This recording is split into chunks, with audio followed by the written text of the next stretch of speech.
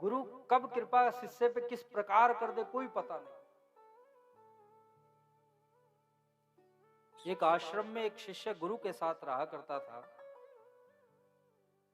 आश्रम की वह नित्य सेवा किया करता था। सारा परिवार छोड़ करके गुरु की सेवा में लग गया। अब पत्नी थी, बच्चे थे, बच्चे भी बड़े बड़े हो गए।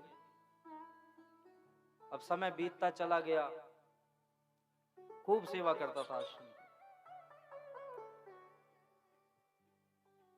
अब उसकी कन्या का विवाह पक्का हुआ। अब वो गुरु जी की सेवा में ही लगा आश्रम में।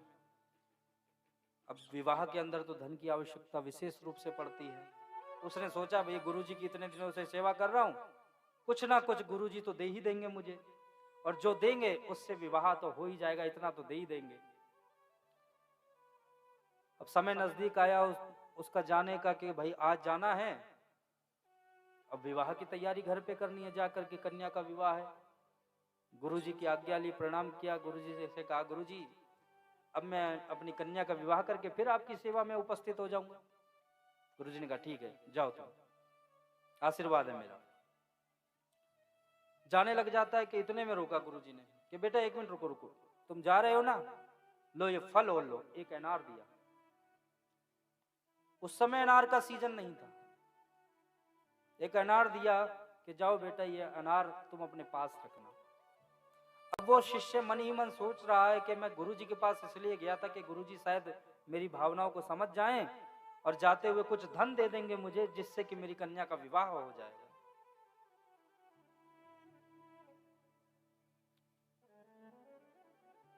परंतु एक बात बताऊं आपको, भक्त है ना, उदास तो होता है पर निराश कभी नहीं होता।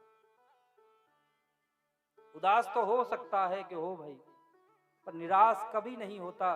कहीं ना कहीं गुरु की कृपा उसके जीवन पर आती ही है।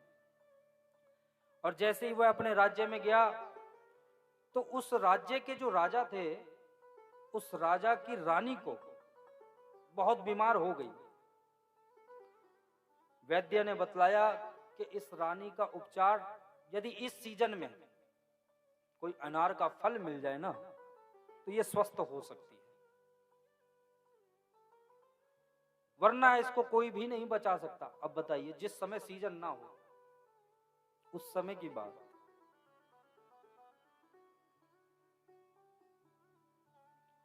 जिस समय सीजन ना हो तो राजा के जितने सैनिक थे गांव गांव में ऐलान कर रहे थे भैया जिसके पास यदि अनार का फल हो तो उपलब्ध कराएं, जो चाहे वो लेकर के जाए, जितना धन चाहे वह लेकर के जाए। जहां उसके गांव में ये सूचना पड़ी तो वह भी निकला उस फल को लेकर के कि गुरु जी की कृपा देखिए, वो फल तो मेरे पास है। गया राजा के पास, राजा को वो फल दिया, बदले में राजा ने बहुत सारा धन उसको प्रदान करा दिया। तो गुरु की कृपा कहीं भी किसी प्रकार भी हो सकती है, सच्चा शिष्य होना चाहिए। इसलिए गुरु से कहना है प्रभु दिल में न जाने सत गुरु क्या रंग भर दिया।